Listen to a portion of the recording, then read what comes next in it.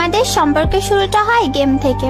আমার ভয়েস একটু বাচ্চাদের মতো, তো আমার ভয়েস শুনেই সে প্রেমে পড়ে যায় আমার। তার বাসা অনেক দূরে ছিল, তো তাই কখনো আমি তার প্রপোজালে রাজি হইনি, কিন্তু একটা ভালো ফ্রেন্ড হিসাবে আমরা কথা বলতাম।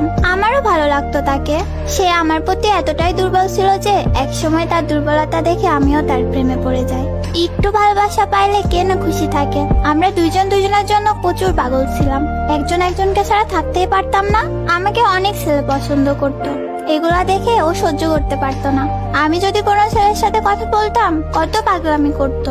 সে কান্না করতো, হাত কাটতো, সিগারেট খেত। সে অনেক ভয় পেত যদি আমি তাকে ছেড়ে দিই, অন্য কারোর হয়ে যাই, আরো কত কি। তার পাগলের মতো ভালোবাসা দেখে আমিও তার প্রতি মরিয়া হয়ে যাই। রিলেশন ভালোই চলছিল আমাদের সবাই অনেক পছন্দ করত। রিলেশনের 2 ইয়ার পরে আমি জানতে পারি সে আমার থেকে 2 ইয়ারের মতো ছোট, আমার থেকে জুনিয়র। সে আমাকে বলে আমি যদি চাই সে আমাকে এক্ষুনি নিয়ে যাবে, এক্ষুনি নিয়ে গিয়ে বিয়ে করে ফেলবে। যাই হোক না কেন, আমি তাকে ছাড়তে পারবো না। অনেক ভালোবাসি যে তাকে আমি। একটা সময় আমার আম্মুর সাথেও আমি তার কথা বলাই দিই। আমার আম্মু প্রথমে রাজি ছিল না, কারণ বাসা অনেক দূরে, তো কিন্তু একসময় আমার দুর্বলতা দেখে আম্মুও রাজি হয়ে যায়। আমিও তার বড় বোন আম্মুর সাথে কথা বলি। ভালোই চলছিল আমাদের রিলেশনটা, অনেক খুশি ছিলাম আমরা। রিলেশনের 3 ইয়ার হয়ে যায়। হঠাৎ করে তার বিহেভ গুলো চেঞ্জ হইতে থাকে। আমাকে এক প্রকার ইগনোর করতে শুরু করে দেয়, খারাপ ভাষায় গালি দেয়, বকাবকি করে, আরো কত কি। তার Facebook ID password, game ID password সবসময় আমার কাছেই থাকে। ধীরে ধীরে সব জায়গার পাসওয়ার্ডও চেঞ্জ করে নেয়।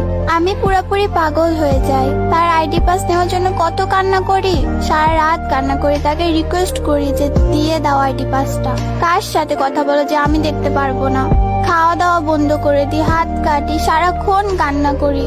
এক সময় আমার এরকম অবস্থা দেখে আমার আম্মু পর্যন্ত ওকে কল দিয়ে রিকোয়েস্ট করে, আমার মেয়েটা শেষ হয়ে যাচ্ছে, একটু কথা বলো ওর সাথে ঠিকভাবে। কিন্তু তাতেও কোনো যায় আসে না তার। সে মাঝে মাঝে আমাকে একটা মেয়ের পিক দিত, বলতো যে তার গার্লফ্রেন্ড। আমি বিশ্বাস করিনি, কারণ তাকে আমি অনেক বিশ্বাস করতাম। এক সময় ওর ফ্রেন্ডের থেকে জানতে পারি সত্যি তার শহরে নতুন কারোর আগমন ঘটেছে। আমি তাকে মেসেজ বা কল দিলেই সে বাজে বাজে কথা বলে, বাজে বাজে পিক যায়। এক সময় আর সবকিছু সহ্য করতে না পেরে সবকিছু থেকে অফলাইন চলে আসি। তাকেও ছেড়ে দিই, যাকে পাওয়ার জন্য এক সময় এত পাগলামি করতাম। অনেকটা সময় পার হয়ে যায়, তারপর আমার জীবনে খুশি হয়ে আসে অন্য একজন। ওই যে আল্লাহ কষ্ট দেওয়ার পরে সুখ দেয়, ওরকমই।